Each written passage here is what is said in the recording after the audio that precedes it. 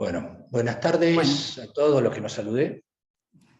Hoy vamos a ver prevención de riesgo eléctrico en entornos laborales, en asociación con la Ley de Higiene y Seguridad en el Trabajo y la reglamentación AEA. Bien, empezamos con una historia de amor, corto, dos pájaros ahí que no se electrocutan, ¿no? Empieza el cortejo amoroso hasta que se unen en un beso y pasa lo que tiene que pasar. ¿Qué ha pasado ahí, no? O sea, hay una diferencia de potencial entre esas dos líneas. No, mientras cada vez está parado sobre la línea, no cierra el circuito, no recibe su cuerpo una diferencia de potencial.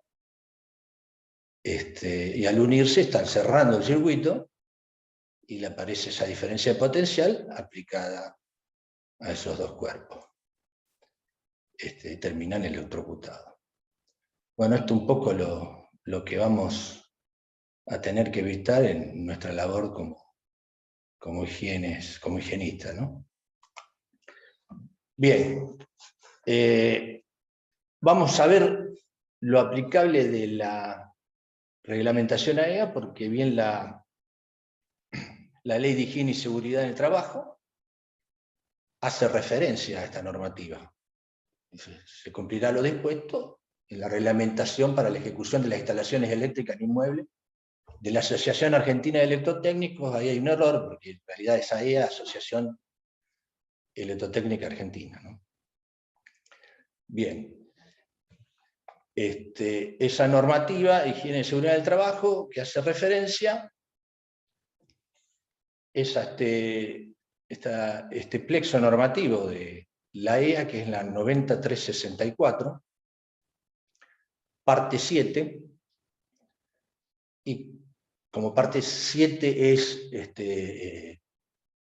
abarca todos usos especiales, aparecen normativas de baños, locales de pública concurrencia, salas médicas, y viviendas, oficinas y locales unitarios. Esa es la última reglamentación de este plexo,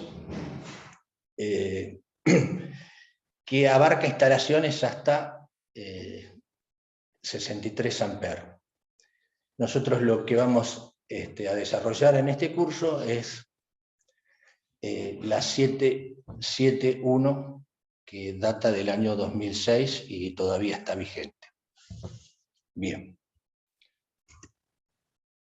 Ahí vemos la normativa a la cual me referí. Y también vamos a aplicar una resolución, la 900, que es el protocolo de medición de puesta a tierra, del año 2015, que como es una resolución de la SRT, es obligatoria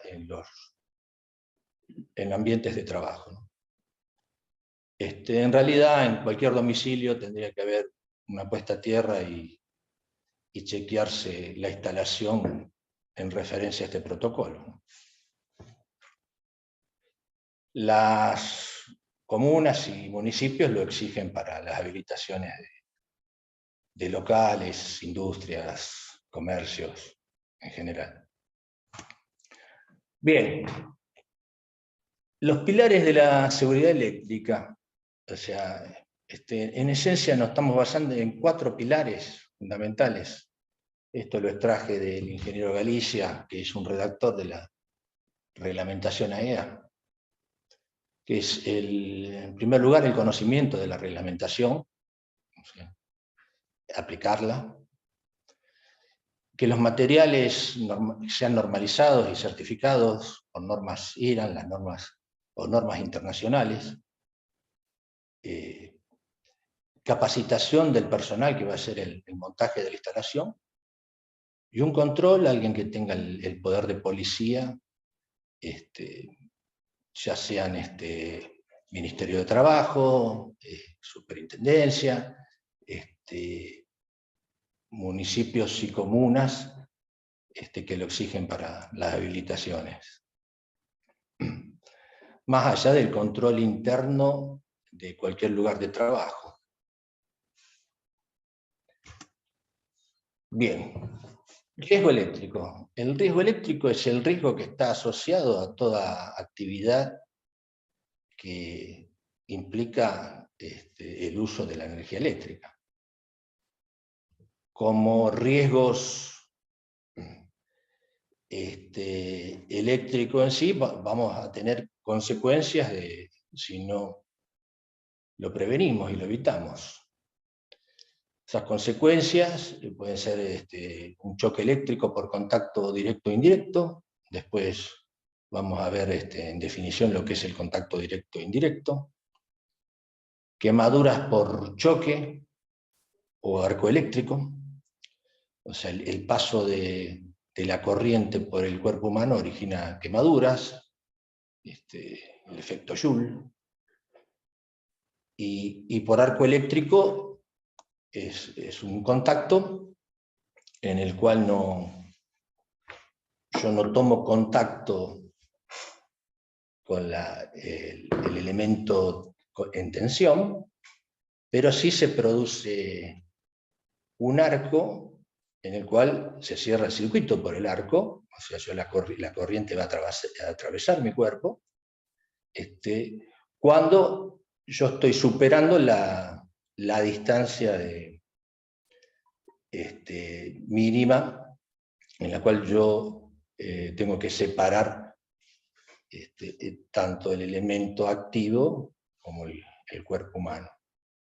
Después vamos a ver estas distancias y vamos a ver de qué se trata, porque el aire es aislante, pero aislante hasta cierto nivel de tensión. Yo cuando supero cierto nivel de tensión, produzco lo que se llama la rotura, o sea, supero la rigidez dieléctrica y aparece el arco eléctrico. Caídas y golpes como consecuencia del choque del arco eléctrico. O sea, yo puedo estar trabajando en altura, recibo una descarga eléctrica y en sí el daño mayor no va a ser la descarga en sí, porque me desprendo del elemento contención, pero la caída, o sea, a distinto nivel, me provoca la lesión.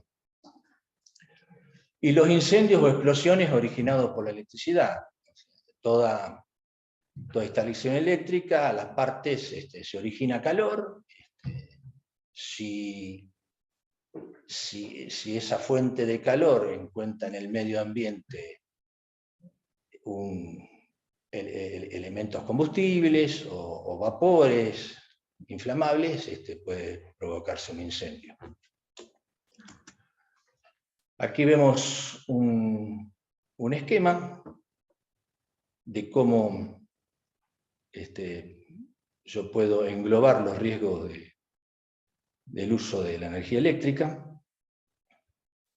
Nos vamos a remitir más que nada al daño a las personas y animales, pero también hay riesgos indirectos. Por ejemplo, si yo en las instalaciones eléctricas puedo tener sobreintensidades y sobretensiones, que eso deterioran los materiales y provocan o pueden provocar el accidente eléctrico. Y por otro lado, las sobreintensidades y sobretensiones pueden provocar incendios. Con respecto al daño directo a las personas, yo tengo acoplamientos, o sea, la persona en la cual puede tomar contacto o puede provocarse la circulación de la corriente por el cuerpo humano, de manera conductiva, capacitiva o inductiva. Vamos a tratar en forma especial las conductivas, o sea, cuando la persona, como dijimos bien, toca el elemento con tensión, obviamente no están las protecciones, esa persona no está aislada, no tiene elementos de protección, y se provoca la corriente o sea, la circulación de corriente por su cuerpo.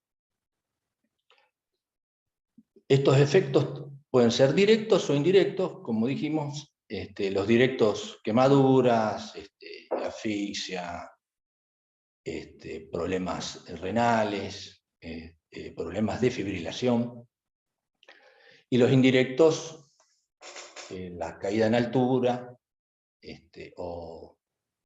o si es víctima de algún incendio.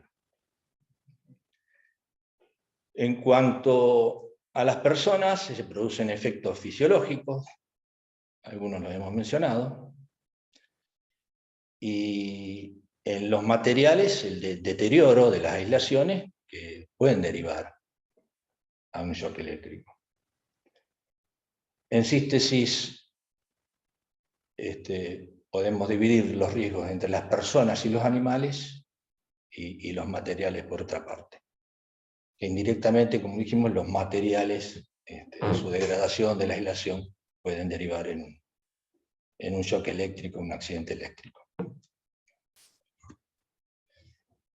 Bueno, se clasifican los contactos en directos e indirectos. Los contactos directos son cuando la persona se pone en contacto o toca con la parte activa, con una parte activa de la instalación. Esto es bornes, barras, algún hilo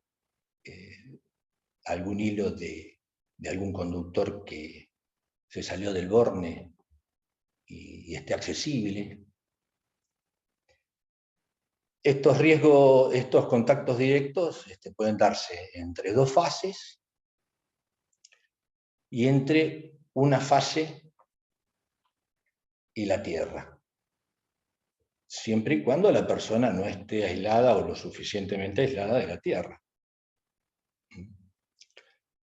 Ahí vemos el operario que está sobre las líneas, está tocando dos fases, la L2 y la L3. Con su cuerpo está cerrando el circuito. En la práctica, en la Argentina tenemos tensiones trifásicas, en las cuales en tres fases tenemos 380 volts. Ahí esa persona está sometida a 380 volts sobre su cuerpo. ¿Qué corriente le va a pasar? Y bueno, la ley de Ohm, que hemos estudiado, dicen que la corriente es la tensión sobre la impedancia o sobre la resistencia, en este caso, que es gran parte de la impedancia. Si tomamos, por ejemplo, 2000 ohm que tenga, aunque eso es menos 1000 ohm porque está de mano a mano, el cuerpo humano como resistencia, yo divido 380 volts sobre 1000 ohms y me da una corriente de 380 miliamperes. 380 miliamperes es sumamente peligroso para el cuerpo humano. Tengamos en cuenta que un interruptor diferencial interrumpe la corriente a partir de fugas de 30 miliamperes. Esto hay que aclararlo, no quiere decir que un interruptor diferencial, porque por ahí es un error, y entre muchos electricistas, instaladores electricistas, que piensan que un interruptor diferencial limita a 30 miliamperes el paso de la corriente por el cuerpo humano. No, de ninguna manera es así. El interruptor diferencial actúa, dispara, corta la energía a partir de esa corriente umbral de 30 mA. La corriente que va a pasar por el cuerpo humano es el cociente entre la tensión de contacto y la resistencia que presente el cuerpo humano. Lo que sí me va a limitar el interruptor diferencial es el tiempo de disparo, el tiempo de exposición de esa corriente, el tiempo que va a circular la corriente. Después vamos a ver algunas tablas que indican la peligrosidad en función de la corriente circulante por el cuerpo y el tiempo que está circulando la corriente.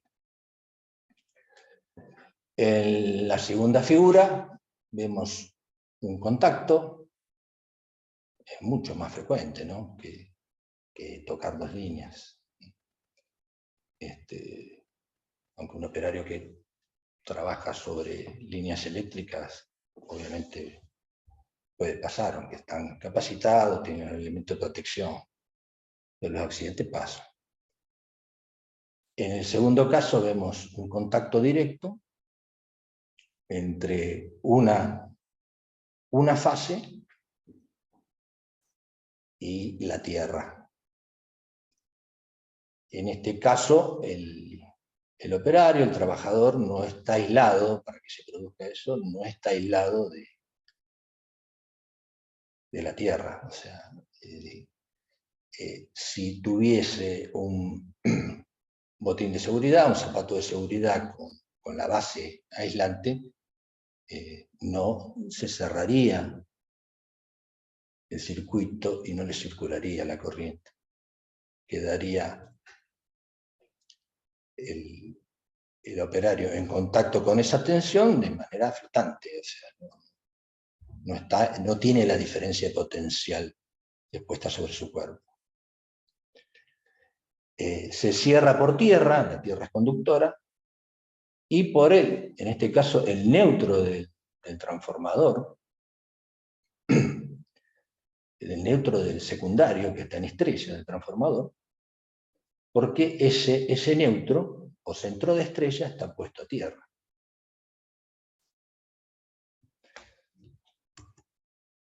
Bien. Contacto indirecto. Dijimos que se clasificaban los contactos en contactos directos e indirectos. Se denomina contacto indirecto al caso en que la persona tome contacto, entre en contacto, toque una parte que normalmente no debería estar con tensión y se ha vuelto activa, generalmente por una rotura de su aislación. Ejemplos son la carcasa de un motor o un equipo, o un caso muy particular, menos frecuente, cuando se pone en contacto con dos puntos que están a distinto potencial eléctrico. Ahí en la figura se ve la persona manipulando un lavarropas. Seguramente el lavarropas tiene un gabinete metálico, algún conductor, alguna parte activa, ya sea como un contacto franco o como alguna aislación deteriorada en el cual la aislación no ha cumplido su función. Puede ser el bobinado del motor, que alguna bobina ha tomado contacto con la carcasa, y como está sentado sobre todo un soporte metálico y el gabinete metálico, puede ser que el lavarropas tenga una tensión de contacto. La persona ahí visiblemente está haciendo contacto con tierra, está tocando ese gabinete. Entonces, ¿qué provoca? Esa diferencia de potencial que se da entre sus manos y la rodilla está potencial cero. La referencia, cuando decimos 220 volts o 380 volts, es porque esos 380 volts son en referencia al cero, que es la Tierra. O 220 volts es con respecto al cero de la Tierra. En una instalación tenemos vivo y neutro, el vivo 220 volts, el neutro 0, neutro conectado a Tierra. Bien, esa diferencia de potencial de la tensión de contacto, que puede llegar hasta, si esa línea es de 220 volts, puede llegar hasta 220 volts. Puede llegar menos si se encuentra una resistencia de por medio, antes de llegar a tensionar el gabinete. Esos 220 volts, esa diferencia potencial la tiene aplicada entre la mano y la rodilla. Y ahí se ve el camino de circulación. Está cerrando el circuito por su cuerpo. Bien. Acá vemos otro ejemplo.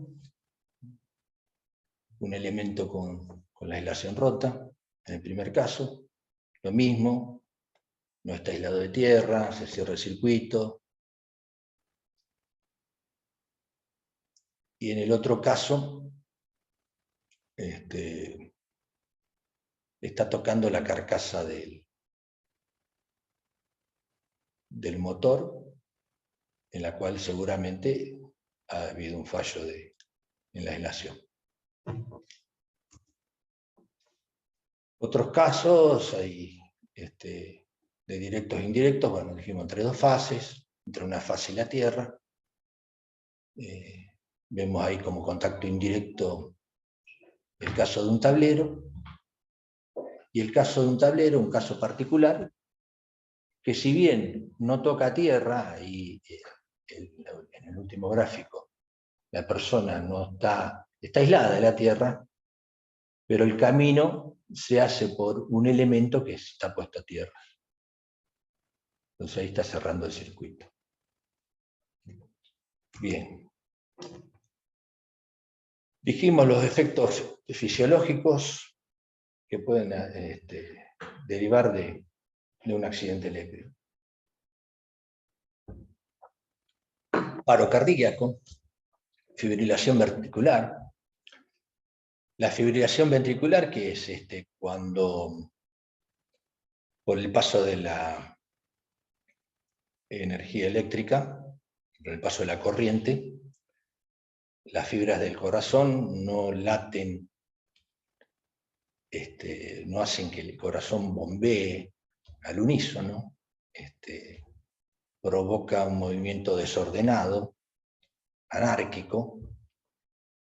Entonces el corazón no cumple esta función de bombeo y no oxigena los órganos. Los desfibriladores que hacen poner en ritmo al corazón y que todas estas fibras se contraigan y se expandan a la vez. Bien, tetanización muscular, esto es cuando los músculos, una especie de calambre, provoca a veces la dificultad de soltar el elemento con tensión en un accidente eléctrico. Dificultad respiratoria, asfixia, las quemaduras que mencionamos al principio, por efecto del paso de la corriente. Bueno, pérdida de conocimiento, se da por falta de la hipoxia del cerebro, la falta de oxígeno. Aumento de presión sanguínea, y hay otros, los problemas renales, que también son frecuentes. Factores que relacionan al riesgo con el choque eléctrico, o sea, de qué depende estos daños, estos efectos fisiológicos, van a depender de la intensidad de corriente. O sea, a mayor intensidad, mayor probablemente mayor sea el daño. El tiempo de exposición, el tiempo de contacto en la cual está esa corriente circulando por mi cuerpo. El recorrido de la corriente a través del cuerpo. Las corrientes que pasan por el corazón, el camino donde se cierra la corriente, por ejemplo, en un toque de contacto de mano a mano, la diferencia potencial la tengo entre las manos, la corriente pasa por el corazón, esa es la situación más peligrosa. La impedancia o la resistencia que presenta el cuerpo humano a esa diferencia potencial. Menor es la impedancia, mayor va a ser el riesgo, porque mayor va a ser la corriente que va a circular por el cuerpo. ¿De qué depende esto? Bueno, depende de los cuerpos humanos, depende de la humedad de la piel, las condiciones de la piel, si la piel es seca, húmeda, si el toque se produce con una mano callosa. El tipo de corriente también es otro determinante. Si la corriente es alterna o continua. Los daños en corriente alterna son mayores que los que puede provocar la corriente continua. A iguales valores de corriente estamos hablando. El hecho de que la corriente alterna sea cíclica, todas estas cuestiones que se producen, por ejemplo, en el caso de la fibrilación, se ve agravada. Y la capacidad de reacción del organismo. Como bien dicen la medicina, no hay enfermedades sino enfermos. O sea, no todos los organismos reaccionan igual. Y por otro lado vamos a tener efectos materiales que provocan calor e incendio. Un poco lo adelantamos. Sobreintensidades, que son sobrecargas, y cortocircuitos. Cortocircuito es cuando yo, en una instalación, ante una diferencia de potencial, no interponga ninguna resistencia, sino que los dos polos, o bien entre los dos polos, o con un conductor, entonces estoy haciendo la resistencia prácticamente cero. Por ley de Ohm, si yo, para ver qué corriente circula ahí, divido la tensión, esa diferencia de potencia por la resistencia es cero, estoy dividiendo por cero, estoy teniendo teóricamente, en lo teórico, una corriente infinita. No voy a tener una corriente infinita, porque voy a tener la corriente que me dé como máximo la fuente. Bueno, todos sabemos lo que provoca un cortocircuito. Provoca la fusión si no actúan las protecciones, la fusión de los metales del conductor eléctrico, con proyección de esquirlas, con riesgo de incendio. La sobrecarga las intensidades no son del orden del cortocircuito, pero son corrientes mayores que las que puede soportar la instalación o los componentes de la instalación. Una sobrecarga, cuando estamos hablando de sobrecarga y sobreintensidad, estamos hablando de sobreintensidades de corriente.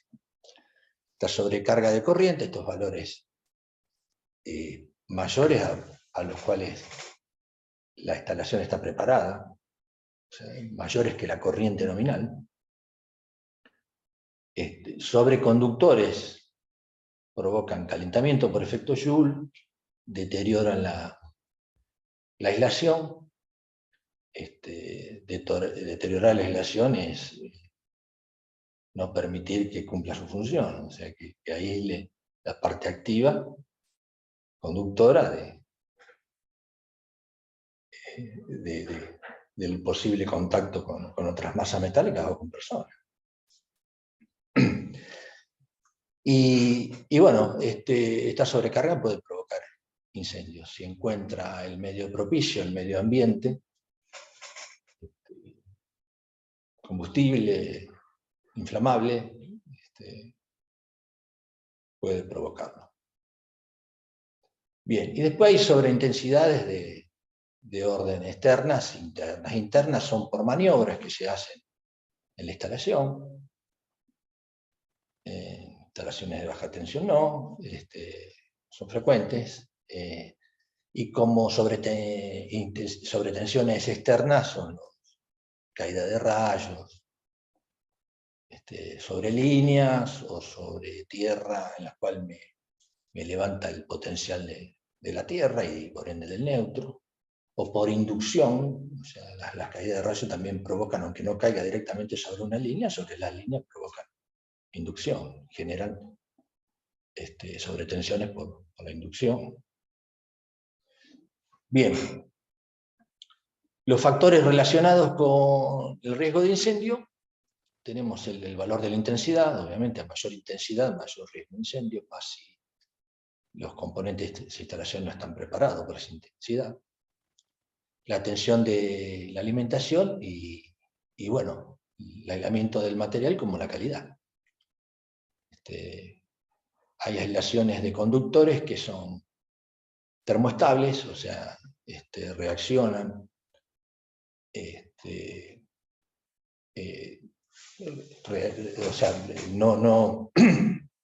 no son como los termoplásticos que se derriten, se fusionan, algunos provocan llamas, si no son ignífugos, y los termoestables no se deteriora la aislación por el aumento de la temperatura. Bien, dijimos en síntesis, ahí gráficamente, o sea, el choque eléctrico lo vamos a evaluar, sus riesgos van a estar asociados a la intensidad de la corriente eléctrica, al tiempo de contacto, tiempo de exposición, la trayectoria de la corriente, la impedancia, tipo de corriente, frecuencia y la capacidad de reacción. Bien, ahí vemos algunos valores de la resistencia que presenta el cuerpo humano si la piel es seca, húmeda, mojada o sumergida. Se ve cómo los valores van incrementando a medida que o sea, los valores de corriente se van incrementando a partir de que la impedancia va bajando. Dijimos que por ley de Ohm, la corriente es un cociente entre la tensión y la impedancia, o resistencia. Si yo bajo la impedancia que está dividiendo, aumento la corriente. En esa forma lineal. La piel seca presenta un valor típico de 1500 ohm.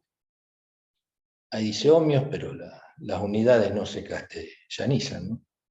Es ohm, volts, watts, no ohmios, voltios. Va bajando en función de la humedad, va decreciendo esa impedancia. 1000 ohms para pieles húmedas, condiciones húmedas. Condiciones mojadas, 500 ohm, y puede llegar hasta 300 ohm en situaciones en que la piel está sumergida. Por eso en piletas de natación, en piscinas, toda la luminaria que se pone como elemento ornamental, bueno, a veces también para ver, ¿no? Para tener luz. Esa instalación es a 12 volts. Bien, acá vemos unas curvas que son extraídas de una reglamentación IEC. La reglamentación IEC es la reglamentación internacional de electrotecnia. La reglamentación ahí argentina algunas son directamente traducciones de esta reglamentación. Bueno, ha ensayado curvas en las cuales evalúa los riesgos, zonas de riesgos, establece en función del tiempo de paso de la corriente por el cuerpo humano y qué valor de corriente es la que está atravesando el cuerpo. Ahí vemos la zona 1, que es una zona en la cual no hay ningún daño, es una zona donde solo hay una percepción, un cosquilleo. Esa zona la tenemos hasta los 0,5, los medios miliamperes de corriente que está atravesando por el cuerpo humano. Si vemos y trazamos una vertical sobre 0,5 miliamperes, no vemos que en ningún lado atravesemos una zona peligrosa. O sea, esa franja, ese rectángulo que se ve ahí en verde, es una zona que no tiene riesgo. Bien. Aparece una zona 2, en las cuales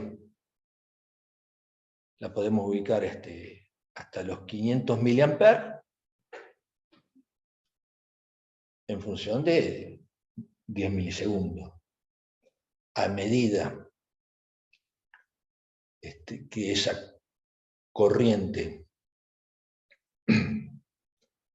disminuye, yo voy a poder tener un mayor tiempo de exposición, mayor tiempo de circulación de esa corriente por el cuerpo humano sin que se provoquen daños.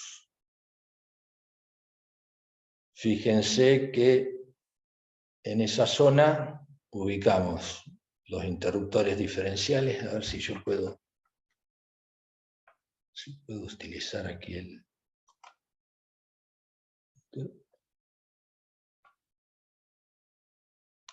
No, lo veo yo y no lo pueden ver.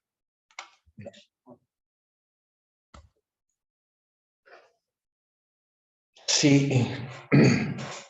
Si trazamos una vertical en los 30 miliamperes, que es a partir de los cuales disparan los interruptores diferenciales, yo voy a poder tener unos, si trazan la vertical y cortan con la horizontal, voy a tener unos 500 milisegundos de exposición. Los interruptores diferenciales están cortando esa corriente en 30 milisegundos.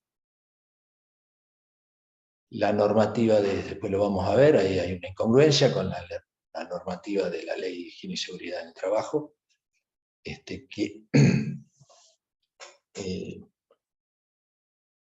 solicita que los interruptores diferenciales interrumpan la corriente en 30 milisegundos. O sea, dice 0,03 segundos. Los interruptores diferenciales están normalizados bajo un estándar del IEC, de la normativa IEC, y que establece 300 milisegundos. Eso es lo que hay que aplicar. Aunque si uno hace mediciones de interruptores diferenciales, se interrumpen a menos de 30 milisegundos. Bien, en las otras zonas ya tenemos daños mucho más graves. La zona anaranjada con cada curva es distinto porcentaje de fibrilación que puedo tener, distinta probabilidad de que me fibrile esa corriente por el cuerpo humano. Y ya entramos en la zona roja, donde hay probabilidades de muerte y por paro cardíaco. Hay niveles de tensión, de alta tensión, de que el cuerpo directamente se carboniza. Hay videos por ahí en las redes donde se ve, incluso hay uno muy, muy visto, que toca las líneas de un tren eléctrico, alguien que se sube arriba de una formación y sale hasta humo, ¿no? Yo no traje imágenes, no quise poner imágenes de quemaduras, de accidentes eléctricos, porque no, por ahí hay participantes que son sensibles y no se les puede molestar, ¿no? Yo cuando doy clases tampoco la pongo. O sea, para algunos puede llegar a concientizar, yo no creo que concientice demasiado, ¿no? Pero con solo saber del daño que se puede provocar, no hace falta verlo. Bien, acá vemos las mismas curvas, donde aparecen ahí discriminadas cada curva de fibrilación, con los porcentajes. Obviamente a mayor corriente de circulación, mayor va a ser el porcentaje de fibrilación. Bien. La zona 2 es una zona prácticamente sin daño, y la 3 es sin daños reversibles. Yo tengo fuerte tetanización muscular en esa zona, pero son daños reversibles. Bien, los niveles de tensión. Esto está tanto en la reglamentación AEA, ahí dice 93, ahí hay un error, 93.364, 771. Y el decreto reglamentario, el 351 del 79, de la ley 19.587 de higiene y seguridad en el trabajo. Bien, ¿dónde está acá la inconsistencia que decíamos?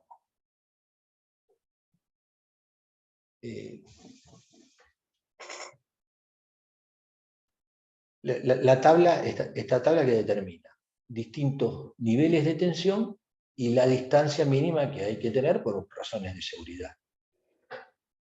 Al principio yo les decía que el aire, si bien es aislante, si yo me acerco demasiado, se produce la descarga por arco, por aire.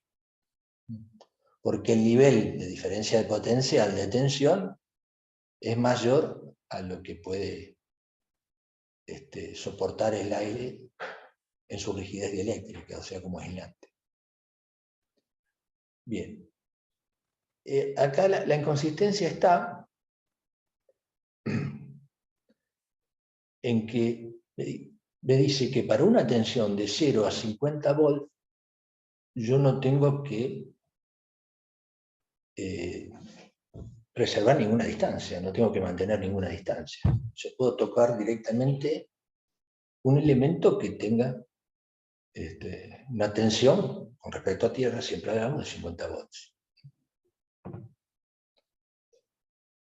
Sin embargo, si vamos a la ley, incluso yo acá estoy tomando la transcripción de la EA, la transcripción de la EA que hace sobre la ley de higiene y seguridad en el trabajo, o sea, sobre el decreto reglamentario. ¿Y qué me dice? Que la tensión de seguridad es, tanto en ambientes secos y húmedos, no sumergidos, se considera como en 24 volts con respecto a tierra. O sea que 24 volts yo no tengo que tener ningún tipo de protección. Más de 24 volts, sí. Pero sin embargo puedo tocar 50 volts. Ahí está la inconsistencia de la ley, ¿no es cierto? O sea, por un lado establece una tensión de seguridad de 24 volts, pero puedo tocar 50. Bueno, eso es algo que habrá que corregir, ¿no? En esencia,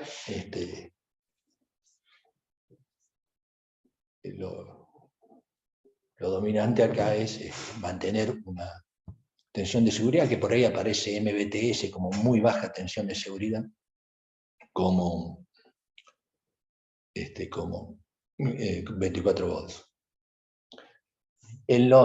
Dice la ley que en ambientes mojados, impregnados, sumergidos, porque allá habla de húmedos, no dice, acá habla de mojados. La determinación de que el valor de tensión de seguridad hay que aplicar está a cargo del Servicio de Higiene y Seguridad del Trabajo, lo que dice la ley. En ambientes sumergidos, lo que se utiliza en la práctica es 12 volts. Esas instalaciones que yo le hablaba de piscinas son instalaciones de 12 volts. Bien. Bueno, allí también hay otras cuestiones que han variado. La ley habla de alta tensión a partir de 33.000 volts. Bueno, pero hay una nueva clasificación de estas tensiones que aparece a partir de una reglamentación AEA de los trabajos con tensión.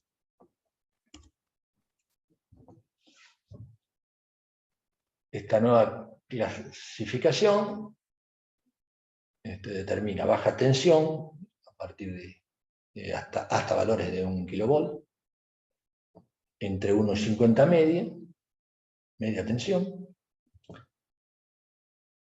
alta tensión desde 50 kV a 300 kV y muy alta tensión es mayores a 300 kV. En la Argentina tenemos líneas de hasta 500 kV. En media tensión tenemos 220, 330, 132, 66, entraría en esta clasificación. Bien, ¿por qué yo les decía que había que preservar la distancia de seguridad? Bueno, acá es gráfico, porque se produce la disrupción, una descarga disruptiva, un arco eléctrico, porque esa porción de aire, llamémosle, deja de ser aislante. O sea, la tensión que tiene aplicado esos puntos, digamos, o sea, la línea, o sea, digamos, la punta de la pluma sería en este caso, y la parte más próxima de la línea. Actúan como dos electrodos, entre ellos, como hay una diferencia de potencial,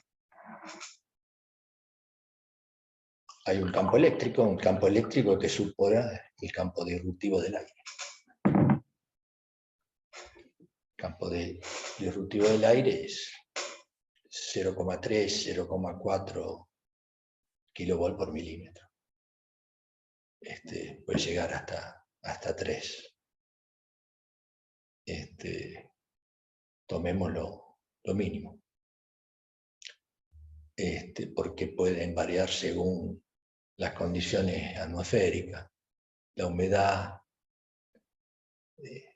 ambiente, si el aire está polucionado, si el aire está contaminado, si hay humo. Imagínense ahora con la quemazón en la isla que tenemos en esta zona, ¿no? Eso ioniza el aire y lo hace más conductor, o baja el campo disruptivo. Bueno, se produce un arco, y si la persona no está aislada de tierra, bueno, para este nivel de tensión obviamente no va a estar aislada por más que tenga una sola dieléctrica, ¿no? Exacto, revienta las cubiertas, ¿no? Y eso que es una porción de cubierta y de aire. O sea, tengo entre el eje, que sería lo conductivo, tengo aire, que es aislante, y aire a presión, y la cubierta. Bueno, se cierra el circuito, lo que venimos diciendo, y se produce la descarga.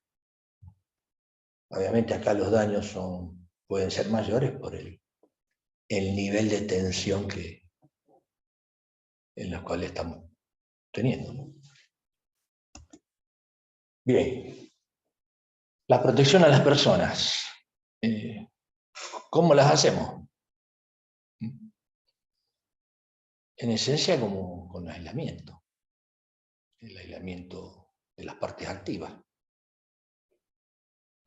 Los obstáculos, la otra es mantener, si no están aislados esos elementos activos, esos elementos conductores, de contención, aislarlos con barreras, con obstáculos.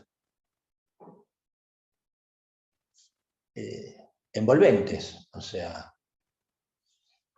elementos, carcasas que estén ahí, que aíslen si bien sean conductores, que estén aislados de la parte activa, y en el caso de, como veíamos los ejemplos antes, por una rotura de aislación, toma ese elemento, esa carcasa se tensiona, poner la tierra. Poner la tierra para que actúe la protección diferencial. Bien. Alejamiento, distanciamiento, lo dijimos, de partes activas. Y después lo que vamos a ver bien en detalle en la segunda clase que tenemos, los interruptores diferenciales en asociación con la puesta a tierra, ¿no? Bien. La regla fundamental de la protección contra los choques eléctricos, esto está en la normativa EA. Me dice, como regla, ¿no? Esto es como un axioma. Que las partes activas peligrosas no deben ser accesibles, ni se deben volver accesibles.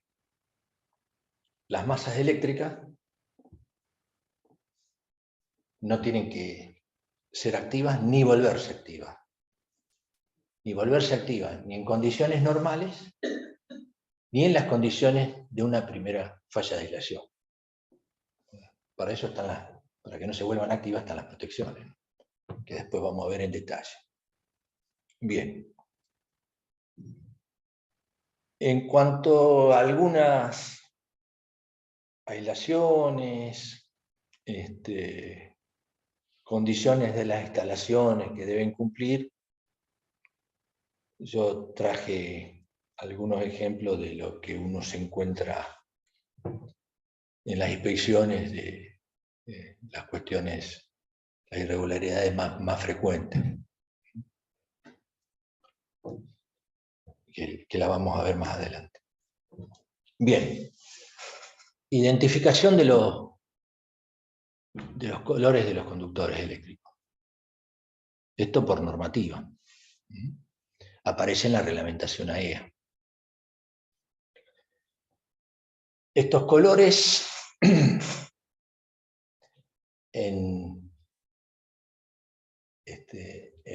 instalaciones trifásicas, compuesta a tierra y neutro, tienen que identificarse colores de fase: marrón, negro y rojo.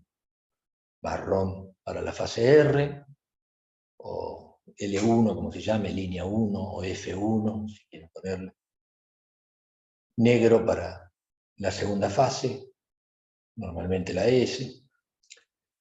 Y para la T, la tercera fase, el color rojo. El color neutro tiene que tener la relación de color celeste. Aparece azul claro también la normativa, como el marrón de la primera fase aparece castaño, van a ver castaño. Y el cable de puesta a tierra, el cable de protección a tierra, tiene que ser verde y amarillo. Generalmente es verde con una franja amarilla. Verde-amarelo, le decía yo a mis alumnos, la bandera de Brasil es verde-amarelo, y en algunos exámenes me ponían verde-amarelo. Por bromear lo tomaron textual, el color de cable puesta a tierra, el verde-amarelo. Bien, ahí lo veo un poquito en detalle. Lo de la normativa EA 93.364 y la IRAN 2183. Estos cables, conductores, tienen que estar normalizados por norma IRAN y el sello de seguridad, que en la Argentina es ese sello, que se ve ahí en la filmina. Después hay otras asociaciones de conformidad con la norma IRA. Los primeros sellos son conformidad con las normas. El segundo con la conformidad con las normas IEC y la fabricación del producto. Y el otro con normas de seguridad. Vamos a una parte de la instalación. Tomas corrientes bipolares. Bien. Ahí vemos 3 tipos de toma corrientes bipolares. Después vamos a ver los que no están normalizados. Estos son los que están normalizados. De espiga chata, espiga plana. El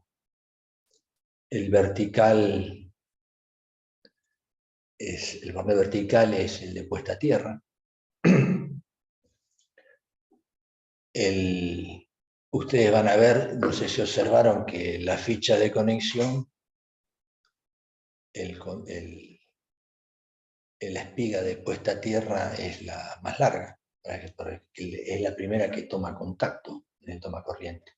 O sea, por cualquier fallo que tenga el elemento que yo voy a conectar, el aparato que voy a conectar, enseguida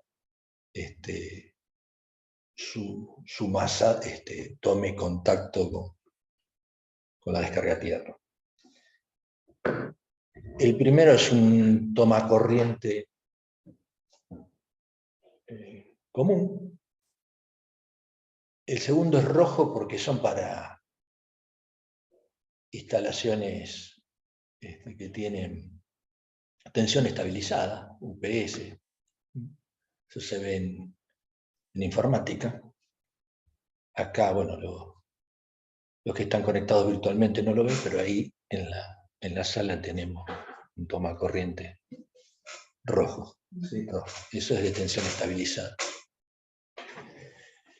Y El segundo que tiene, el tercero, perdón, que tiene el icono de una luminaria, de un foco, esos son los tomas corrientes que están asociados a instalaciones de iluminación. Como en la reglamentación AEA se separan los circuitos de iluminación, o sea, están separados en los tableros, los tableros son independientes de la iluminación con los tableros de tomas corrientes o de fuerza.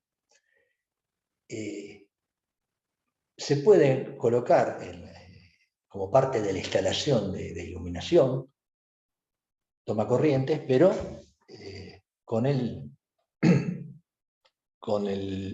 icono, la figura esta de la luminaria. O sea, identifica que pertenece al circuito de iluminación, al tablero de iluminación. Bien. De la normativa sobre estos tomacorrientes, determina dos, o sea, el estándar está tomacorrientes de uso corriente, los de 10 amperes, y habrán visto los de 20 amperes, que son los que se utilizan, por ejemplo, para los aire acondicionados. O sea, cuando hay un mayor consumo, hornos eléctricos también he visto, hornos eléctricos que tienen la ficha a conectar en este tomacorriente de 20 amperes. ¿Esto para qué es? Para que un aparato, un electrodoméstico, en los casos que mencionamos, no se conecten sobre un tomacorriente de 10 amperes, porque está excedido su corriente nominal. Yo una ficha de un aparato de 20 amperes no la puedo conectar en una de 10 amperes. Sin embargo, una ficha de 10 amperes sí la puedo conectar en una de 20 amperes, porque obviamente estoy cubierto. Esto está hecho de profeso, obviamente. Bien.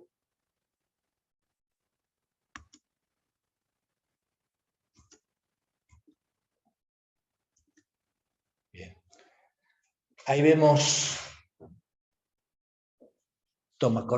fichas correspondientes a fichas de conexión a tomacorrientes. Una no tiene la puesta a tierra porque es para usar en elementos en aparatos que tienen doble aislación.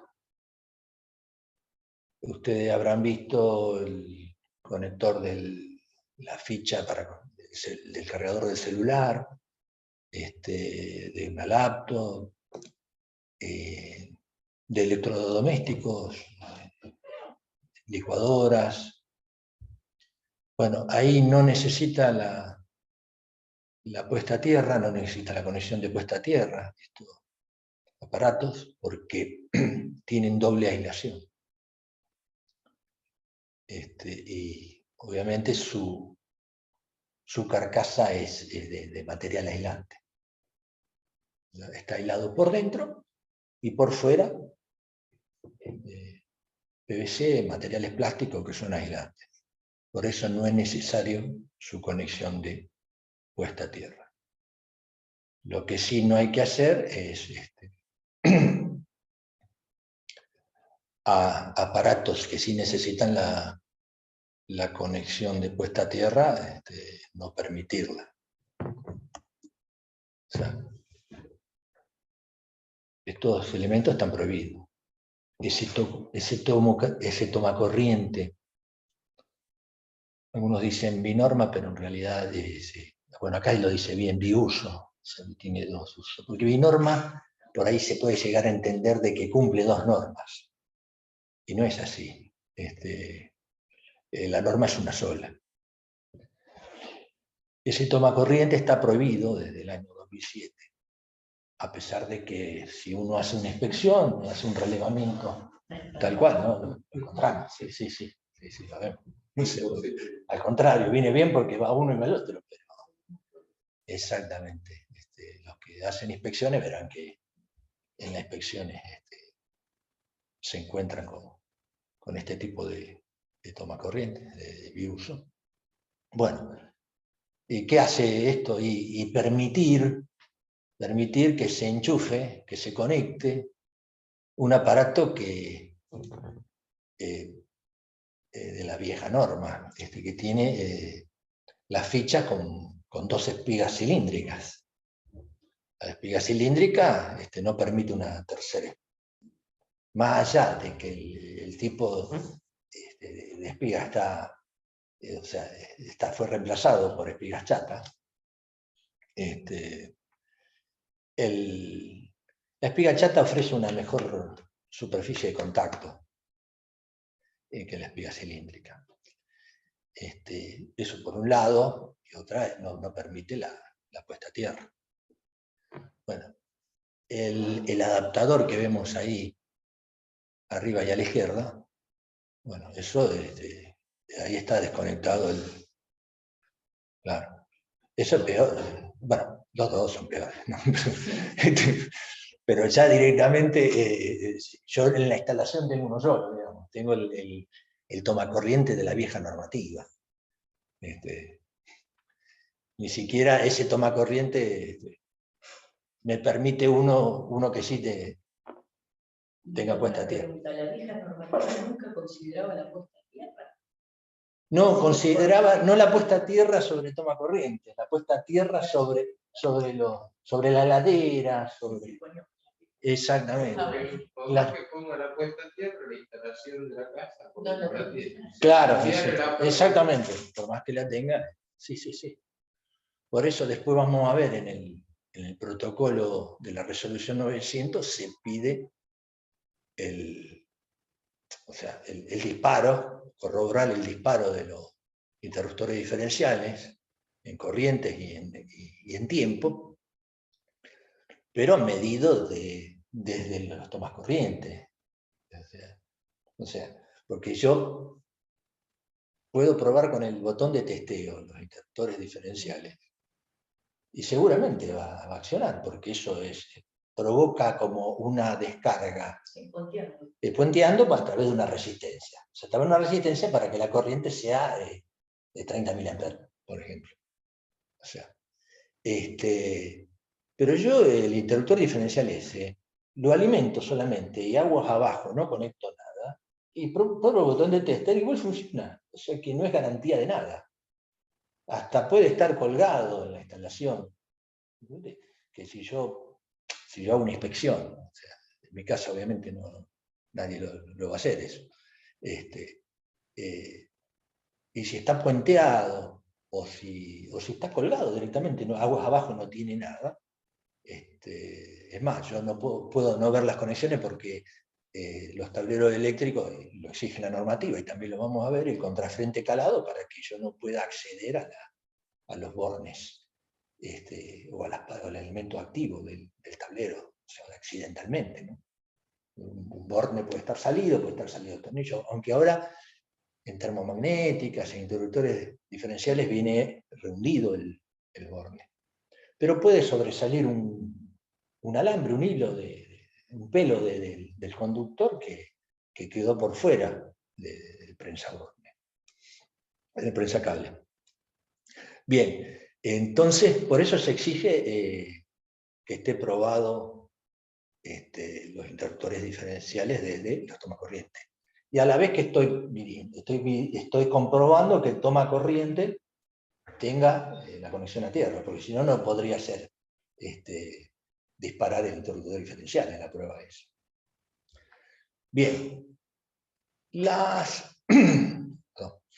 zapatillas estos conectores comúnmente denominados zapatillas, que son prolongadores múltiples, están permitidos, siempre y cuando tenga una protección individual.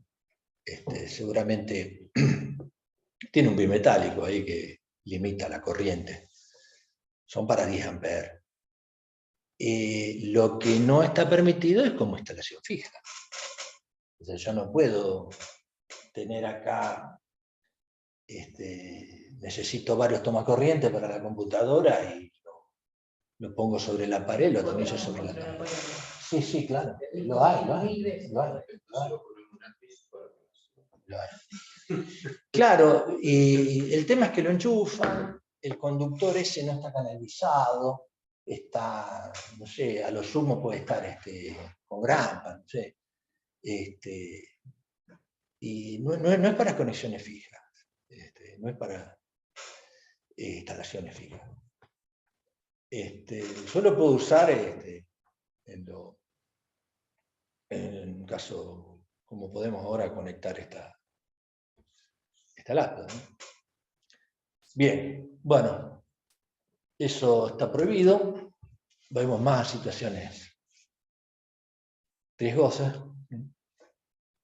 Un triple de eso ya de los de antes, ¿no? Eran útiles, claro, la normativa no estaba, aunque era una situación riesgosa porque yo sobrecargo. Yo ahí tengo un tomacorriente de 10 amperes y le estoy conectando tres distintos, exactamente. Es más, una zapatilla misma, por eso digo hay que limitar a 10 amperes. Y mira. Zapatilla de zapatilla. Claro, zapatillas de zapatillas. Esto era como la fotocopia de la recontra fotocopia con que estudiaba. Bueno, situaciones así yo veo a diario. En reparticiones públicas eso se ve. Bien. Bueno, los dos elementos fundamentales de una instalación que vamos a ver, más allá de la puesta a tierra, que también vamos a ver, son el disyuntor diferencial y una llave o un interruptor termomagnético. El interruptor termomagnético no protege a personas. Nunca me va a limitar la corriente peligrosa, ni tiempos, ni nada por el estilo. Puede que se dé una tensión de contacto directamente a tierra y bueno, pero tiene que estar... y entonces ese nivel de corriente me haga actuar a la llave termomagnética. Pero si está el interruptor diferencial, primero va a actuar el interruptor diferencial, ¿no? Y ante cualquier valor de corriente que supere los 30 mA. Bueno, el interruptor diferencial tiene ese botón que se ve con una T de tester. Incluso algunos tienen la leyenda de que deben ser, se aconseja que sea testeado mensualmente. Es para, más que nada, verificar el mecanismo electromecánico que tiene. Más que nada. Porque no verifica, y bueno, también la desconexión, pero en esencia el mecanismo electromecánico. Bien, los tableros.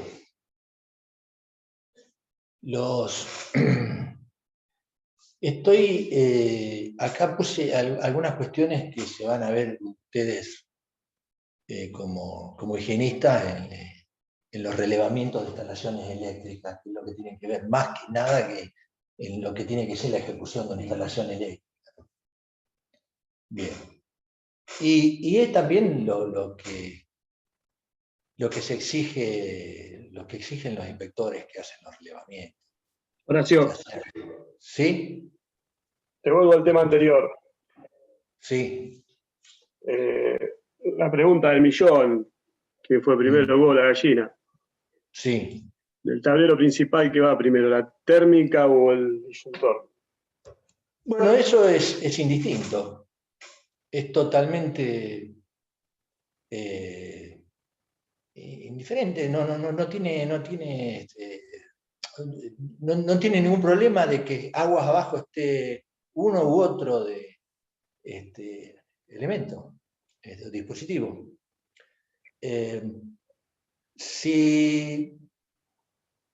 Generalmente se pone el interruptor diferencial aguas abajo de la llave termomagnética, porque para cambiar el interruptor diferencial, por ejemplo, en el caso de tener que cambiarlo, es más probable que se deteriore, aunque si son de buena calidad, ninguno de los dos, que se deteriore mayormente un interruptor diferencial que una llave termomagnética.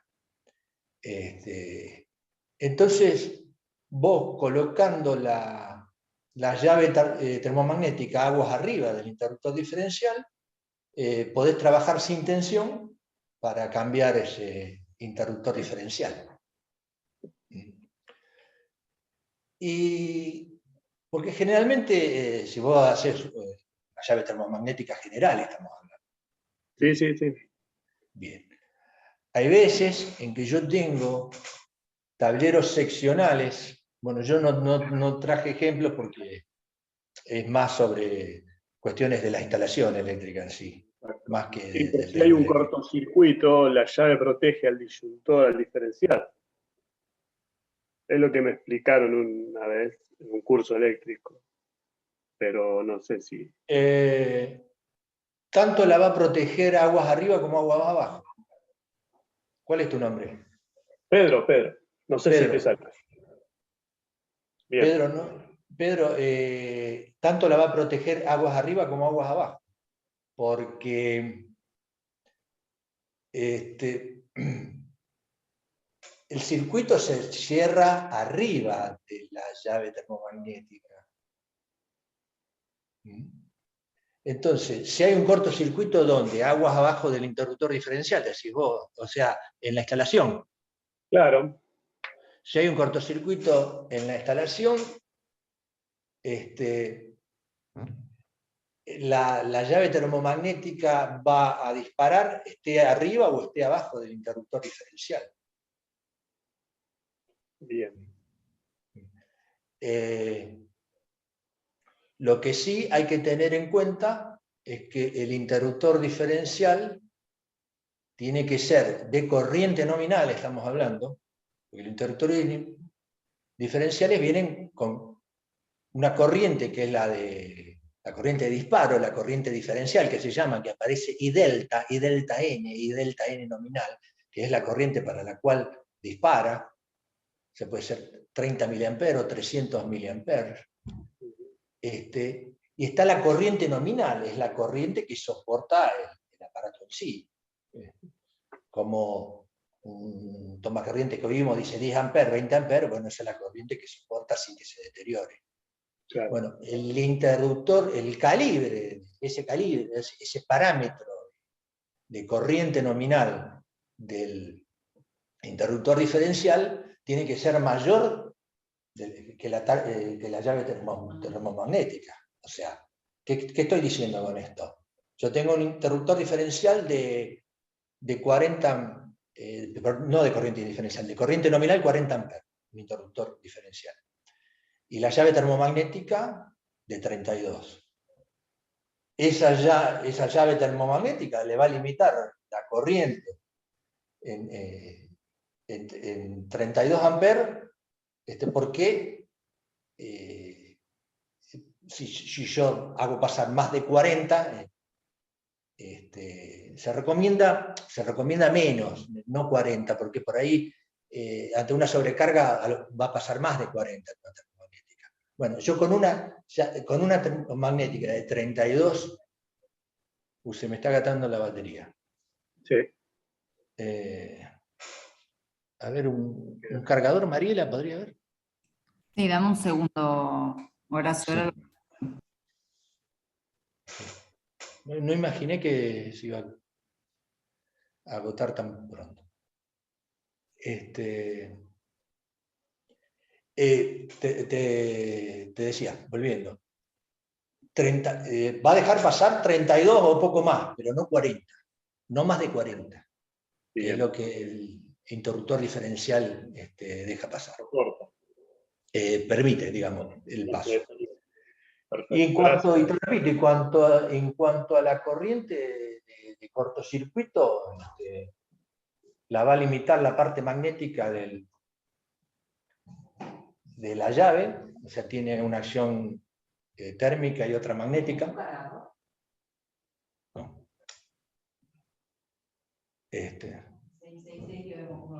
Bueno, sí, no imaginé que estaba totalmente cargada, no imaginé. El de allí no tiene cargador ahí, ¿no? No es, va.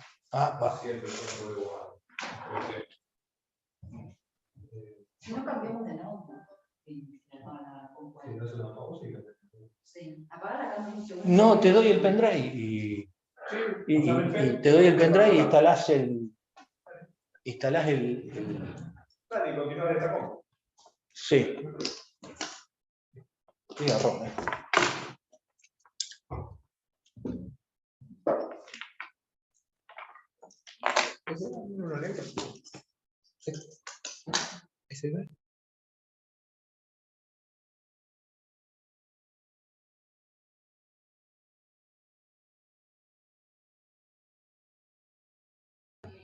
Bien. Volviendo, Pedro. La llave termomagnética, la parte magnética que tiene, o sea, tenemos una termomagnética en esencia, una protección térmica, que es un bimetálico, y la parte magnética instantánea, que es un relé. La parte magnética ante el cortocircuito va a interrumpir la energía lo más rápido, instantáneamente, lo más rápido posible. Bien, ¿está claro? Sí, gracias, Horacio. Y otra cosa, a veces yo tengo un interruptor termomagnético y tablero general y varias secciones, y varios circuitos seccionales abajo con térmicas. Entonces por ahí se pone aguas arriba para que un interruptor diferencial proteja las instalaciones de todos los circuitos seccionales. Entonces ahí estarían las térmicas aguas abajo del interruptor diferencial. Claro. Bien. Secundario. Hay una carpeta, la primera, que aparece todo paréntesis, y está único el archivo este. Bien. Vamos a lo que tienen que ver en las inspecciones sobre tableros eléctricos. Y que es como es visible, ante la inspección se hace visible. La normativa exige que haya un pictograma, sería, esto es un pictograma, de no menos de un triángulo de no menos de 40 milímetros de altura, sobre el frente del tablero, el frente, el exterior, no el contrafrente, el frente del tablero. Y después la EA exige que el tablero principal tenga una leyenda de tablero principal. Y lo de riesgo de choque eléctrico, esa leyenda puede ser accesoria, no es exigible, pero lo exigible es en todas circunstancias. Bueno, en todas circunstancias, una vez me tocó una inspección en un centro de rehabilitación de chicos y chicas discapacitados. Entonces yo la primera inspección hice observaciones sobre la instalación eléctrica y a la titular, y le dije que le faltaba, entre todas las observaciones, en el informe le había puesto, no sé. Entonces, cuando voy a la segunda visita, a relevar que estaban las observaciones cumplidas, me dice, no, ¿sabes por qué no lo pusimos? Dice, porque llama mucho la atención a los chicos, eran chicos discapacitados, llama la atención y provoca que toque. Y es verdad, con buen criterio, si los que más estaban en riesgo ahí eran los chicos, con buen criterio, yo, digamos, dejé que no lo pongan porque me pareció acertado el criterio. No estando, seguramente no van a tocar, porque no van a entender quizás lo que significa el pictograma ni nada por el estilo. Lo van a tocar porque les llama la atención. Bueno, continuamos, hasta lo que dure la batería. Bueno, se tildó, así que...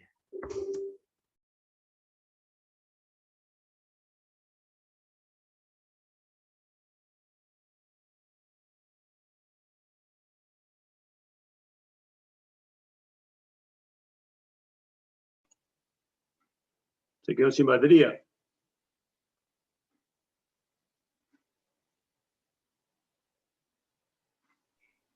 Parece que sí, se ha quedado sin, Sí, vamos a sin esperar un batería. segundito. Le comento a los asistentes que cambien de compu y reiniciamos.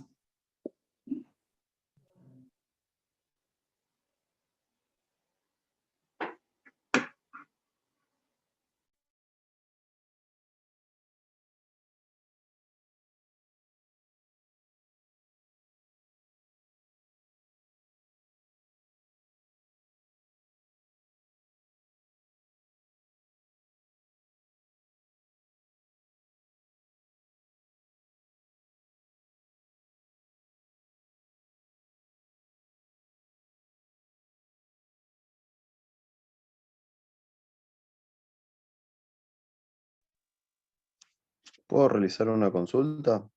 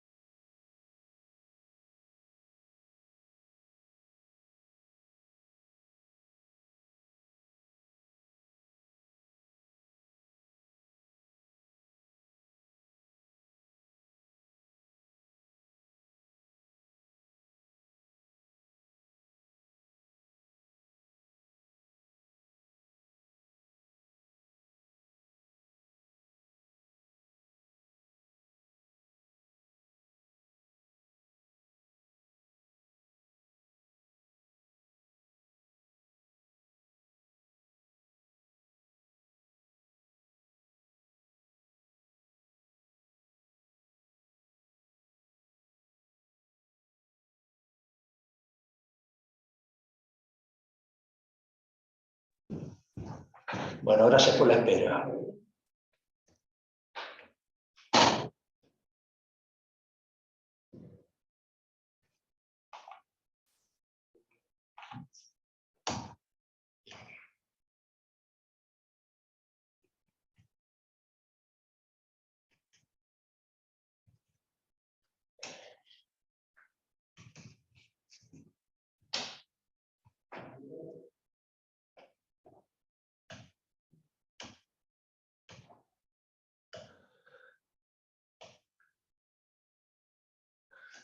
Bien, continuamos. Y otra cuestión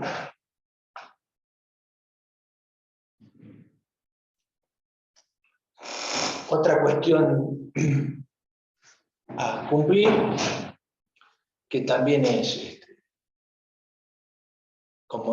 repito, como es algo visible para verificar en una inspección, es el contrafrente o la contratapa calada en los tableros. Bueno, esta contratapa, en este caso en la imagen, es metálica. Si es metálica, tiene que estar puesta a tierra. ¿Por qué? Porque todo el elemento del gabinete, toda la chapa conductora del gabinete, por más que esté pintada, así sea con resina epóxica, es un elemento conductor y que puede tener tensión. La conexión de puesta a tierra se tiene que hacer con un bulón o tornillo sobre la placa esta, sobre este contrafrente, y en el terminal del cable de puesta a tierra hay que sacar la pintura. Muchos lo hacen, por más que esté el tornillo, toque el tornillo, pero se aconseja sacar la pintura para que establezca un contacto franco. Asimismo, la puerta de los tableros, por más que ¿Las tapas no están de tapa también? la puerta sí, Ah, sí, las tapas. sí, Bueno, esto que a veces se pone el cablecito y se pone en la tapa. exactamente. Tiene que estar puesta a tierra. O sea, conectar el interior que está puesto a tierra con la tapa. Porque las bisagras, en este caso, ahí incluso son de plástico. Pueden ser metálicas, pero no es un contacto franco porque hay óxido, aparte es un elemento giratorio. Entonces hay que poner esta puerta a tierra, con descarga a tierra. Se aconseja bien una malla metálica para hacer esta conexión. ¿Por qué? Porque si yo pongo un cable, el cable en las aperturas, el cobre es muy maleable y se fatiga. Entre tantas aperturas y cierres se fatiga. Entonces esta malla es más flexible, como es malla, está compuesta por todos alambres finos, tejidos, y es lo que se aconseja. Bien, este contrafrente calado lo que evita es el contacto accidental con elementos activos, con partes activas de los dispositivos que componen el tablero. En esencia los bornes, porque cuando yo voy a hacer alguna maniobra de encender o reponer alguna de las llaves, accidentalmente puedo tocar ese borne. Bueno, esto lo cubre. Si bien, como les decía antes, los bornes ahora vienen hundidos, digamos, se hacen inaccesibles. Aunque tiene que estar inevitablemente el hueco como para introducir el destornillador. Bueno, pero puede haber algún hilo, algún alambre del conductor eléctrico porque se salió, y bueno, puesta a tierra porque alguno de esos elementos puede estar tocando. No en el caso de la otra figura que presenta un gabinete, más que bien es un gabinete hogareño, doméstico, no una instalación doméstica, que es de material aislante, entonces ahí no hay necesidad de ningún contrafrente, es más, porque ya la misma caladura está hecha sobre el rielín, y no quedan los elementos accesibles. Y los lugares vacantes, los espacios vacantes están cubiertos, están tapados. Este es el ejemplo que encontré, pero aunque estoy viendo que el ejemplo muy sano no es, porque ahí las termomagnéticas que se ven, hay dos disyuntores diferenciales. Los que tienen el tester anaranjado. Después, los que están al lado son interruptores termomagnéticos, llaves termomagnéticas que son unipolares. Esto es un error, porque que sean unipolares significa que no está protegido el neutro. Unipolar está sobre el vivo, sobre las fases. No digamos positivo y negativo, porque positivo y negativo es para corriente continua, pero lo he escuchado, que el positivo es negativo. Bueno, yo a mi alumno lo corrijo con esos términos, como también que no digan voltaje. Voltaje no es voltaje ni amperaje. Es tensión o corriente o intensidad de corriente. Nada de voltaje, amperaje. Bueno, los arquitectos hasta dicen cubaje a veces, los metros cúbicos de un volumen. No está protegiendo el neutro. Y el neutro hay que protegerlo, porque en instalaciones monofásicas, el neutro lleva la misma corriente que una fase. Es más, si hay varios circuitos, a veces hacen neutro común, o sea, para varios circuitos seccionales el neutro es común, y el neutro colecta toda la corriente de los otros circuitos. O sea que con más razón tendría que estar protegido. Bien. Pero esto es algo que encontré en internet para explicarles lo del contrafrente calado, que es lo que ustedes necesitan más allá de cómo deben ser las instalaciones, pero de paso que está lo digo.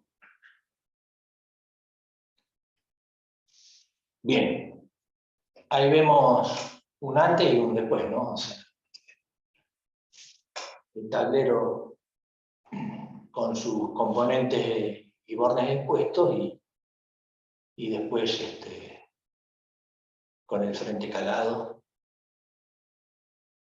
que, bueno, ahí hay un espacio a los costados, pero sobre esos espacios no hay nada, o sea, no hay posibilidad de tocar nada. Bien. Otro bien ejecutado, incluso con la señalización. Todos los espacios buscantes.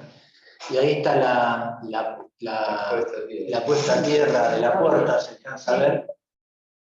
Que yo por ahí aconsejo que, es más, sobre el terminal y el conductor que se mueve, se concentran tensiones en el movimiento y a veces se desprenden del terminal. Esto hay que ejecutarlo con terminal, se pasó de un tornillo, yo no puedo agarrar aunque lo he visto también, no puedo agarrar el cable, enrollarlo y hacerle un aro. Bien, otra cosa no permitida. Aunque esto se hace en una inspección, no lo van a ver porque está embutido, porque ninguno de los dos puede ser usado en forma exterior, ¿no? Bien, ese corrugado anaranjado que se utiliza, total, valente, nadie lo ve, ¿no? No es autoextinguible, es inflamable, así que está prohibido. El blanco sí tiene incluso sello de norma INA.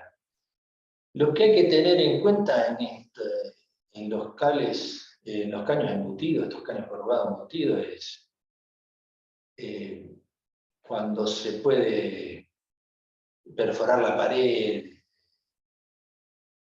para colocar un tarugo o clavar, bueno, ya no, nadie clava, ¿no? En la pared.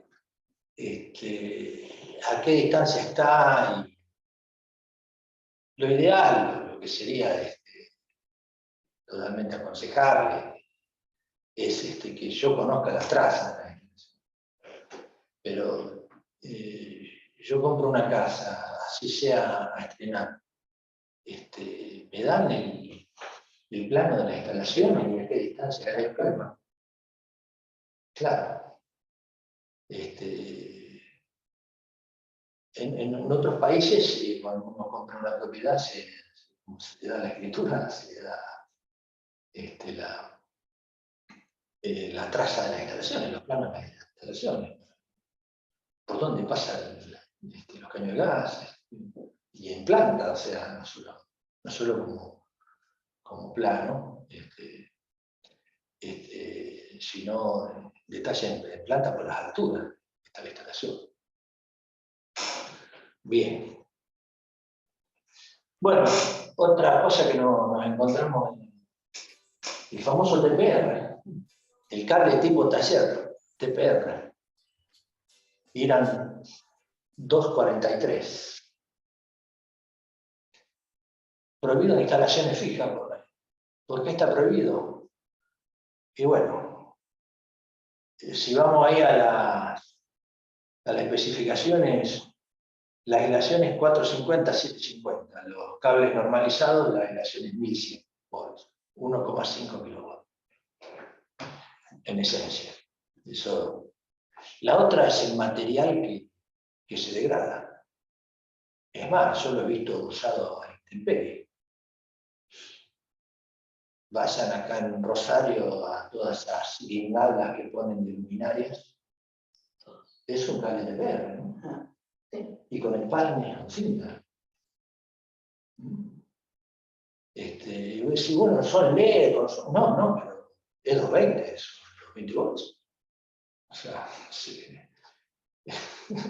al portalámpara, y aparte la conexión en guirnalda está prohibida también.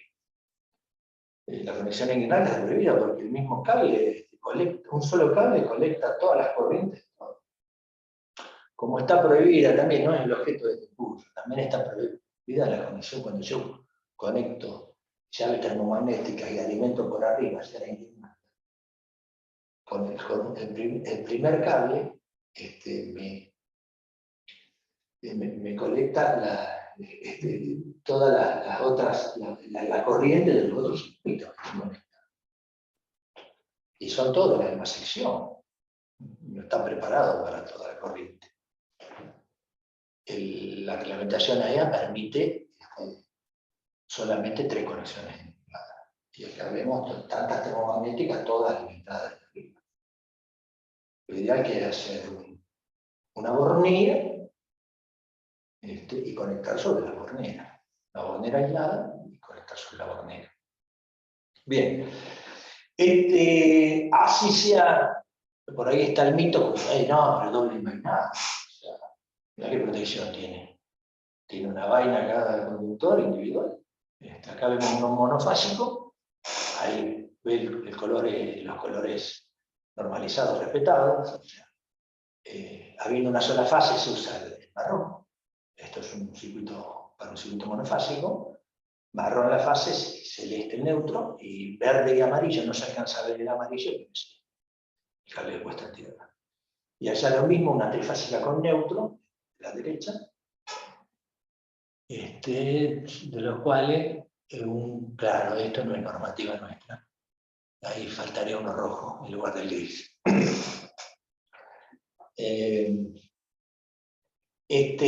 Por más que sea doble aislación, esa aislación exterior, la negra es de muy mala calidad, muy flexible, bárbaro, pero ante la intemperie se degrada. Se cuartea todo. Se cuartea todo. Y en cuanto al fuego también, ¿no? Y en cuanto al fuego también, Sí. sí. ¿Cómo se llama cuando sale el color violeta? Los cables. El Sintenax, el cable subterráneo. El Sintenax, sí. O sea que está totalmente prohibido. Esto solamente este cable, me dice, bueno, ¿para qué viene? Exacto, solamente para hacer prolongaciones, instalaciones móviles. ¿No lo dice ahí? Bueno, hay unas recomendaciones y está acá. No es para instalaciones fijas, solamente instalaciones móviles, cable tipo taller. Se van a encontrar infinidad, sí. Colgado, intemperie, hasta enterrado. Bien. Ese cable que están por las bandejas, el color violeta es el que comúnmente se denomina Sintenax. Sintenax es marca de Prysmian, bueno, está popularizado, no es objeto de mencionar ninguna marca, pero está difundido, o sea, son los productos que se llaman por la marca, encendido la marca antes que la denominación específica del producto, como decir Virón. Bien.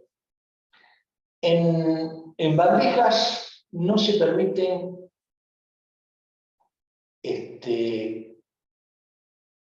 cables que no tengan doble aislación, o sea, pero no doble aislación de perro. En bandejas solamente Sintenax y los de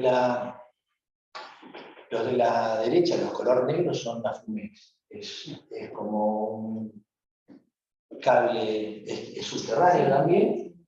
Lo que tiene de diferencia es que no libera gases tóxicos. Y se recomienda para cines, teatros, lugares bailables, o sea, lugares de concurrencia masiva. Recordamos tristemente Cromañón, la gente que muere por la emanación de gases tóxicos. No muere, se muere por la asfixiada, muchos con secuelas, con tratamiento de cámara hiperbárica, se hace, se asfixian. Bien, y el único cable que puede ir